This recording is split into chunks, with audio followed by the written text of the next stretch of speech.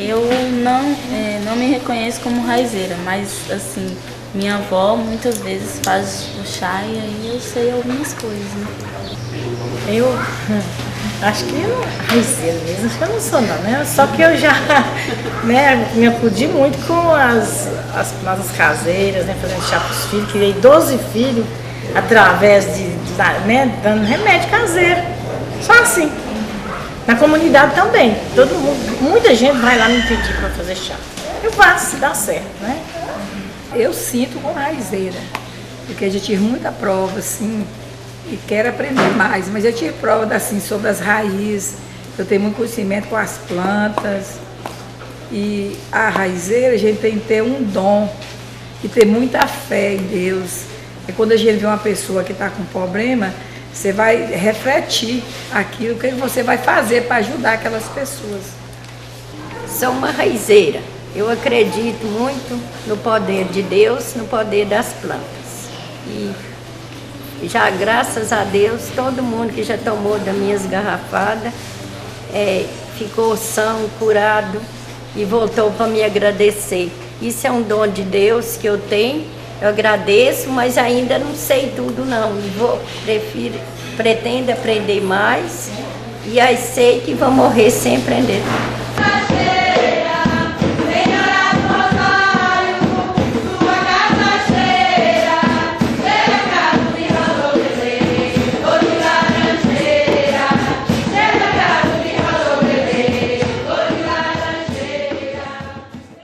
Você ser humilde e ter muito amor pelas plantas, pelo ambiente que as plantas vivem, preservar o cerrado, não é você fazer uma coleta sustentável, com manejo, porque as plantas também, elas sofrem como a gente, né? Então a gente tem que ter esse amor muito grande, principalmente para o meio ambiente que nós vivemos. Porque quando você chega num cerrado, você sente uma energia diferente, por quê? Porque lá tem seres diferentes. Que a planta tem um espírito. Porque esse espírito que a gente raizeiro sente quando você entra no cerrado. Porque muitas vezes você vai colher uma planta, você nem sabe se ela está ali, mas você chega ali e a planta te apresenta. Então, assim, essa relação de amizade muito grande e afinidade com a planta e também com o cerrado. Que a planta nós deve ter a lua e a hora e o jeito de arrancar, de tirar ela.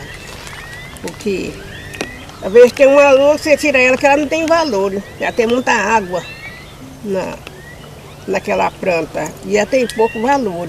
E na outra ela já tem mais valor, ela está mais pura, mas gasta mais pouca para nós poder aproveitar ela.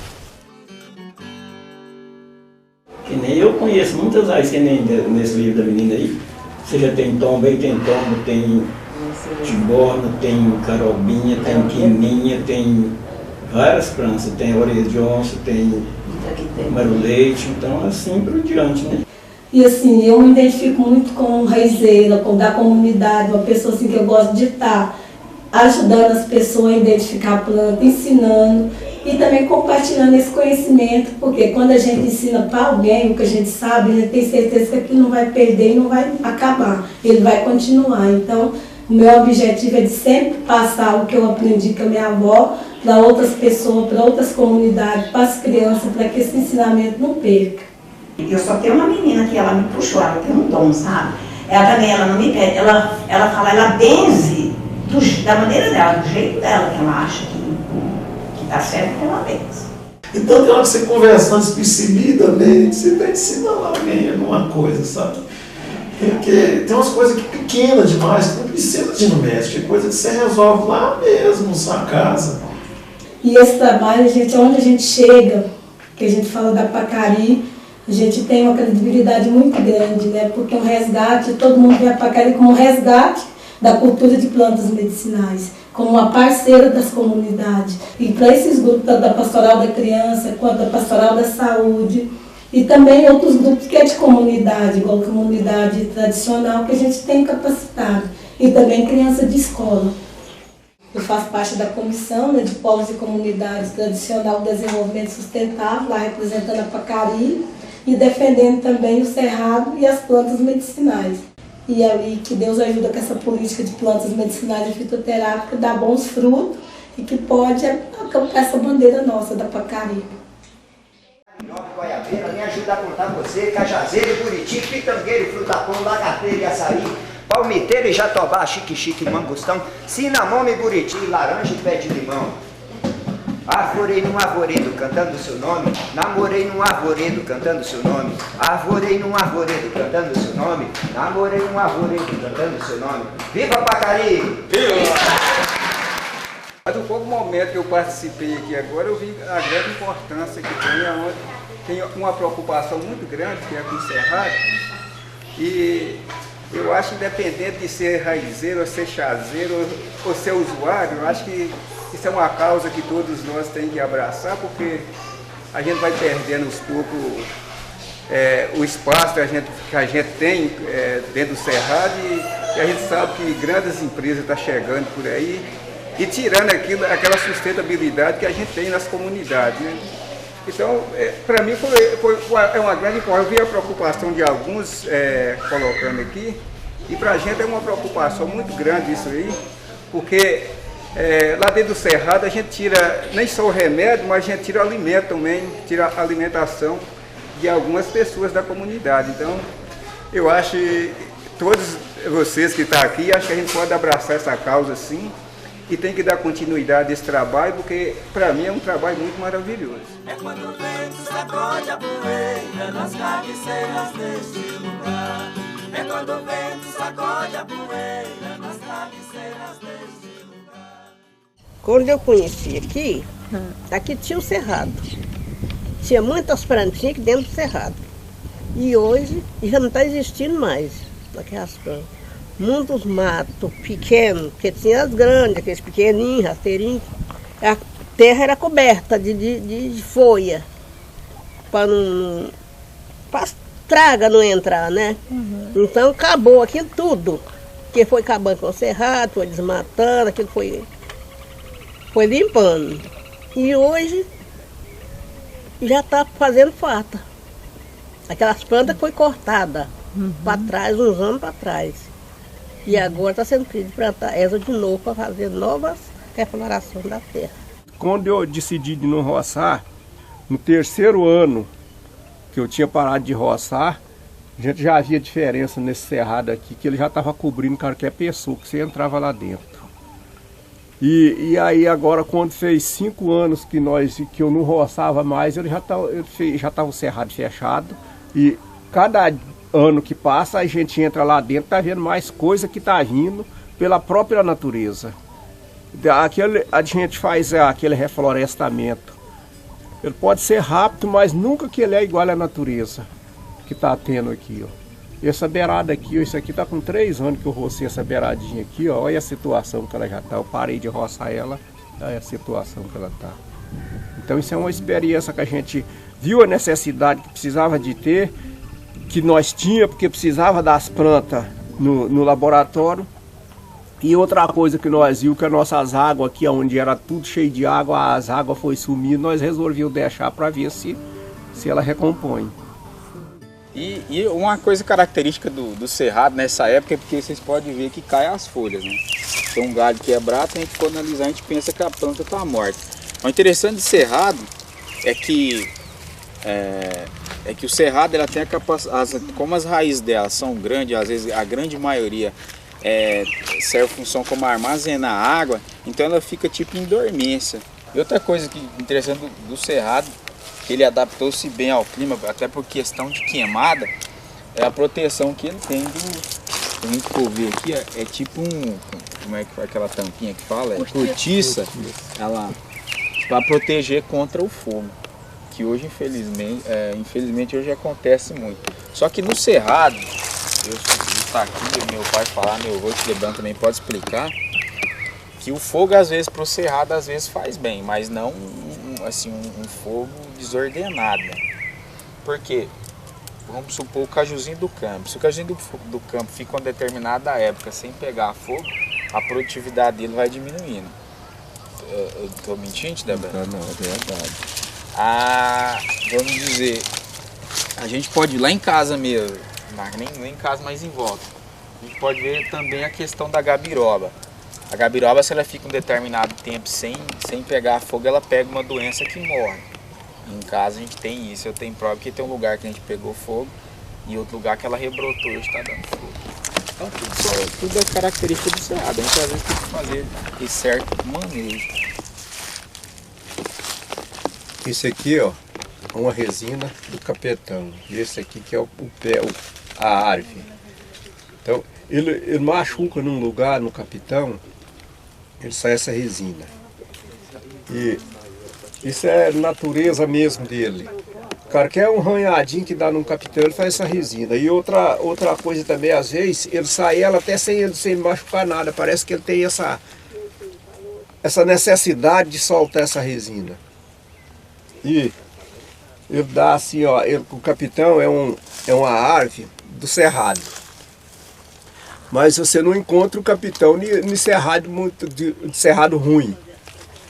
Aonde você encontrar o capitão, você pode é um cerrado, é quase curtura. Você pode plantar qualquer coisa que ela dá ali naquele cerrado.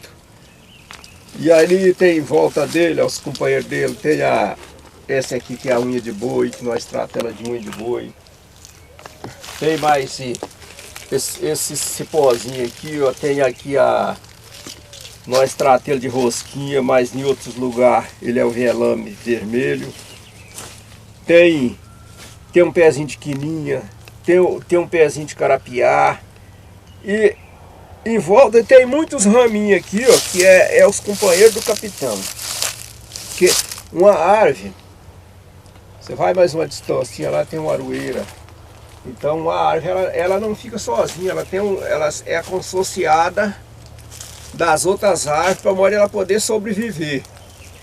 Porque se você tirar todas essas árvores de volta dela aqui todinha, ela sobrevive uns tempos, mas logo que ela morre.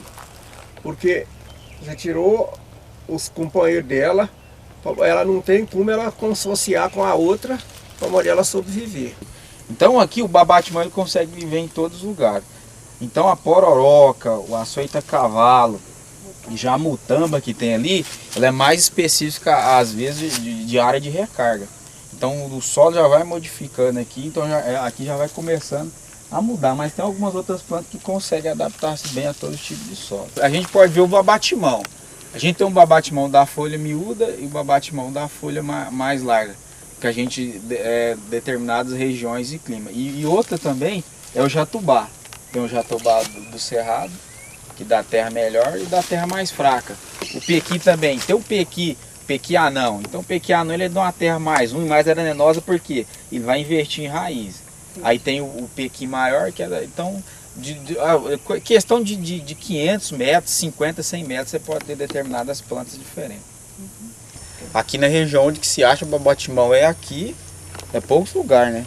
Aqui em casa, perto da estrada, o pessoal já descobriu, infelizmente. Agora está começando, o pessoal parou demais, mas a gente via muito na estrada. Pela forma errada de coleta, ele morre fácil demais, ele é fácil de morrer, se não coletar adequadamente.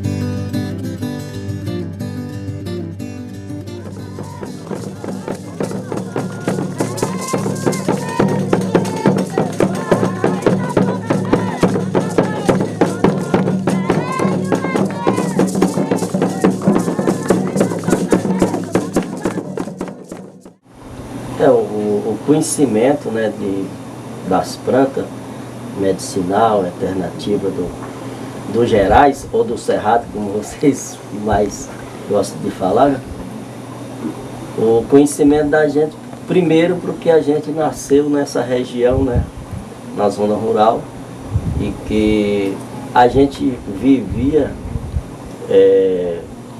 tratando alguns problemas de doença com essas raízes. Isso já vinha desde os anos passados, né? Dos avós, bisavós. E isso era a tradição e o socorro que a gente tinha para sobreviver. Porque a partir de que chegou o médico e que o curador mais velho foi muitas vezes faltando, né? A pessoa também foi perdendo um pouco da fé, né? Desses remédios que existem, né? E aí foi ficando só aquelas pessoas que tinham mais conhecimento. Então quem tem conhecimento valoriza mais. Quem não tem, valoriza menos. E hoje o trabalho nosso que está aí, a luta nossa, é para que todos saibam o valor que tem. Que seja o velho, o jovem, a criança, né? Que já vai crescendo, sabendo que nós temos uma fonte muito rica de ervas, né? De raiz que pode curar algumas doenças sem precisar estar ocupando o posto, né? A Casa da Medicina, ela está centrada no Barreiro, mas ela é uma casa de medicina do Chacriabá.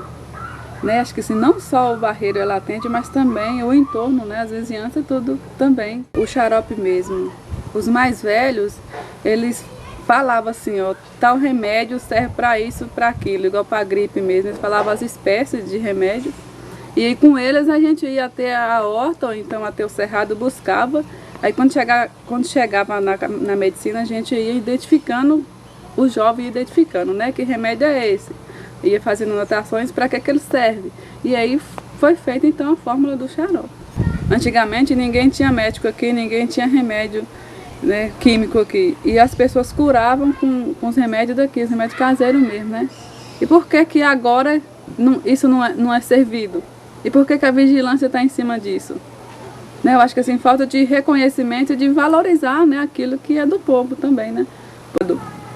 Por que não reconhecer e não valorizar junto? Por exemplo, igual assim, tem um posto de saúde lá e lá tem uma farmacinha lá dos medicamentos deles, né? Por que não colocaria então uma farmacinha nossa lá do outro lado? Com os remedinhos nossos lá. Né? Eu acho que essa também seria uma forma de estar fazendo pela medicina, né? Pela medicina tradicional, né? Uma forma de estar divulgando, de estar... Quem sabe um dia também se poderia não reconhecer e não estar prescrevendo esses medicamentos, esses remédios nossos lá pro pessoal, né? Isso seria maravilhoso. Acho que assim é uma oportunidade que é até difícil de acreditar, mas sem a esperança é a última que morre, né? É quando o vento sacode a poeira nas cabeceiras deste lugar. É quando o vento sacode a poeira nas cabeceiras deste lugar. É quando o vento sacode a poeira nas cabeceiras deste lugar. Acho que o Coração Pacari assim, foi muito bom, né, nessa luta que a gente tem. A gente aprendeu muita coisa. É muita alegria, né? Satisfação, agradecer a Deus, né? Por tanta coisa boa que deixou para nós aqui, dentro que nós sabemos aproveitar, né?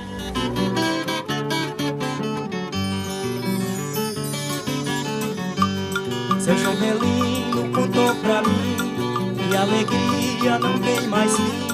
E Campo Lindo é um paraíso e que todo sorriso não pode parar. Ai, ai, ai. É quando o vento sacode a poeira nas cabeceiras desse lugar. É quando o vento sacode a poeira nas cabeceiras desse lugar. Vem cá ver o sol sorrindo, tão lindo de amargurar. Vem cá ver a sua sombra, tem forma de um jeito